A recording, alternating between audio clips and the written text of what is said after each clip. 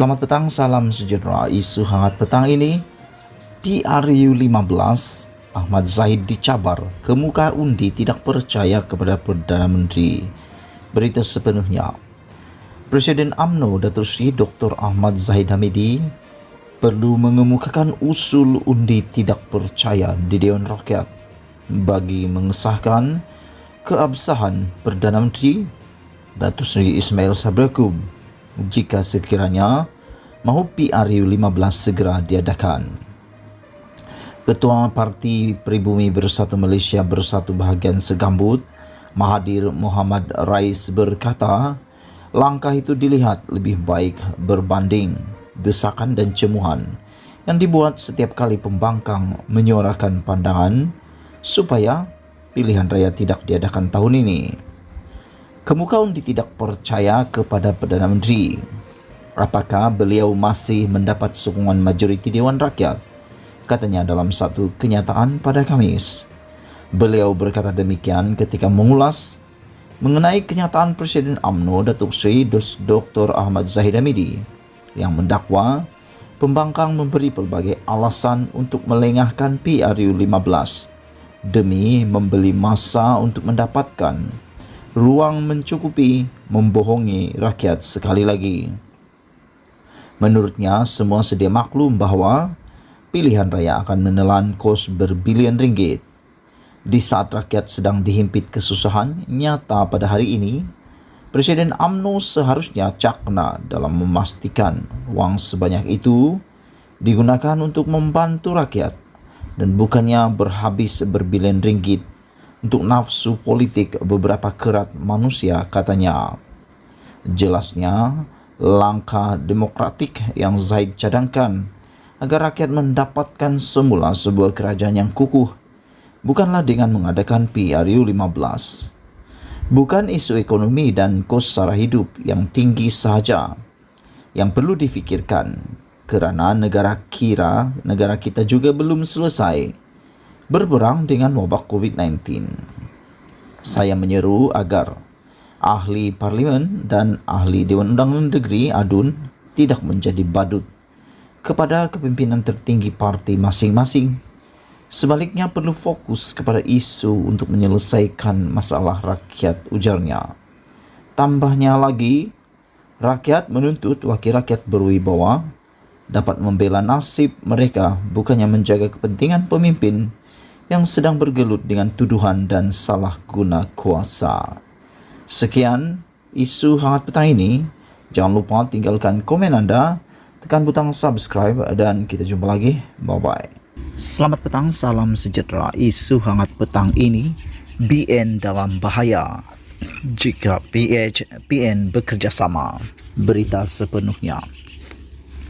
Presiden Bersatu Muhyiddin Yassin minggu lalu mencadangkan agar parti-parti yang menentang Barisan Nasional BN agar mengadakan electoral pact atau persefahaman pilihan raya pada PRU 15 bagi mengelakkan undi mereka berpecah. Selain itu, menurut Muhyiddin, ini bertujuan mengelakkan golongan kleptokrat yang dipimpin oleh Najib Razak dan Presiden UMNO Ahmad Zahid Hamidi kembali berkuasa. Cadangan Muhyiddin itu dipandang sinis oleh sesetengah pihak, terutama yang menganggap Bersatu sebagai sebuah parti pengkhianat yang menyebabkan Kerajaan Pakatan Harapan PH yang mendapat mandat rakyat pada PRU 14 tumbang akibat langkah Sheraton. Pengkhianatan itu tidak boleh dimaafkan kerana Bersatu mungkin akan melakukannya sekali lagi sekiranya PH mengadakan sebarang bentuk kerjasama dengan mereka. Mari kita imbas kembali sepanjang 22 bulan PH berkuasa. Tidak dapat dinafikan, terdapat banyak perubahan dan reformasi yang dilakukan untuk membaiki negara selepas dikerjakan oleh Najib ketika zaman pemerintahannya. Cukai barang dan perkhidmatan GST dimansuhkan yang sedikit sebanyak melegakan rakyat.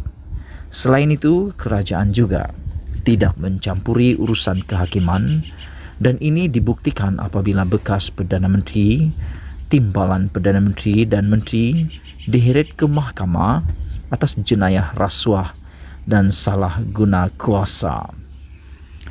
Bagi rakyat biasa, kesan yang dapat dirasakan sehingga ke hari ini, minyak RON 95 kekal di paras Rp2.05. Bayangkanlah jika harga RON 95 diapungkan, sudah tentu ia akan melebihi RM4 seperti mana RON 97. Akan tetapi, semua kebaikan yang dilakukan terbenam akibat satu perkara. Desakan secara konsisten agar Dr. Mahathir Mohamad menyerahkan kuasa kepada Presiden PKR Anwar Ibrahim. Sejak awal lagi, kerajaan PH ditampuk kuasa, sudah kedengaran suara-suara sumbang dari PKR dan DAP agar Dr. Mahathir meletakkan jawatan. Pada ketika itu, belum pun beberapa lama BN ditumbangkan dan kerja-kerja untuk membangun semula negara giat dijalankan. Suara-suara sumbang dari PKR dan DAP itu bukan sahaja menimbulkan keresahan dalam kalangan orang-orang Melayu yang baru sahaja membiasakan diri hidup dalam negara yang tidak dipimpin UMNO, akan tetapi menyebabkan pejabat awam mula kurang memberikan kerjasama dan mengamalkan sikap tunggu dan lihat.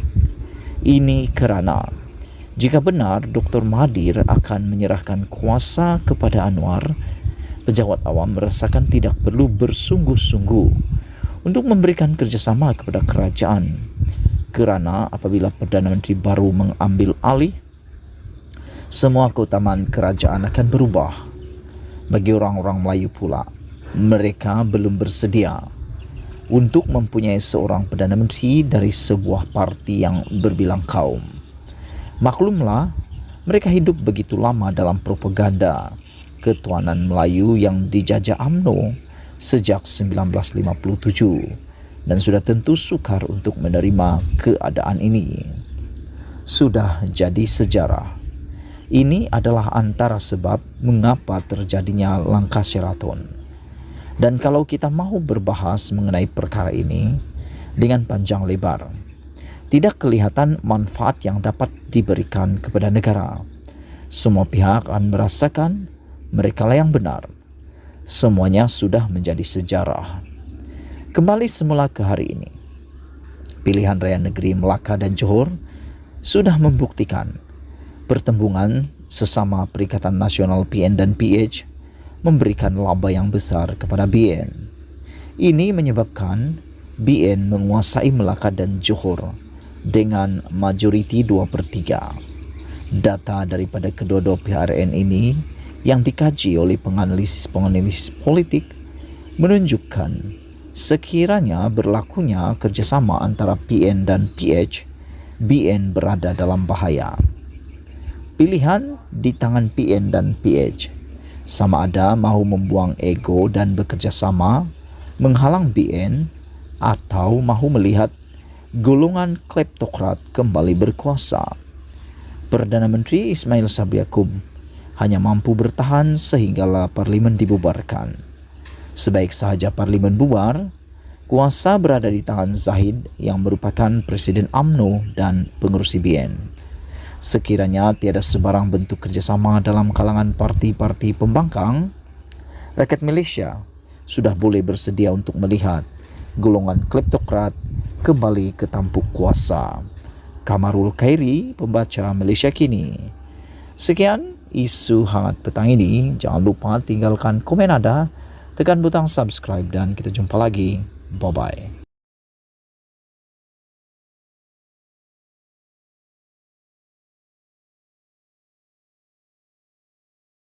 Selamat petang, salam sejahtera. Isu hangat petang ini, bekas Menteri Besar Terengganu kata bergurau ketika pegang alat sulit Exco. Berita sepenuhnya. Bekas Menteri Besar Terengganu Datuk Seri Ahmad Said menganggap tindakannya memegang alat sulit ahli Exco negeri Hanafiah Mat di tempat awam baru ini sebagai gurauan semata-mata. Beliau mendakwa perbuatannya itu hanya sekadar untuk bergurau senda bersama rakan lama tanpa sebarang niat jahat seperti dituduh sesetengah pihak. Ahmad mendakwa ketika kejadian, beliau dan pengerusi jawatan kuasa kebajikan, pembangunan wanita dan keluarga, dan perpaduan nasional negeri itu saling mengusik antara satu sama lain, termasuk berpegangan tangan ketika bergambar selain Hanafiah turut menyentuh pahanya. Saya bergurau sahaja, mungkin apabila video itu viral, dia rasa malu dan sebagainya hingga membuat laporan polis terhadap penyebar. Sebenarnya tiada benda, saya cuma bergurau, katanya menurut laporan utusan. Beliau mengulas klip video berdurasi 4 saat yang tular dalam media sosial sejak semalam hingga mengundang berbagai reaksi negatif warganet. Dalam video itu, perakam turut dikesan beberapa kali menyebut cekor atau ramas sebelum Ahmad bertindak memegang kemaluan Hanafiah. Sementara itu, Hanafiah yang juga ahli Dewan Undangan Negeri Adun Cukai kesal dengan perbuatan Ahmad, terutama apabila video berkenaan tular dalam media sosial. Katanya alat suliknya dipegang pengerusi Badan Perhubungan UMNO Terengganu itu ketika mereka berdua bergambar selepas majlis perasmian program Jelajah Aspirasi Keluarga Malaysia yang disempurnakan Perdana Menteri Datuk Seri Ismail Sabri Yaakob di Kuala Nerus Sabtu lalu.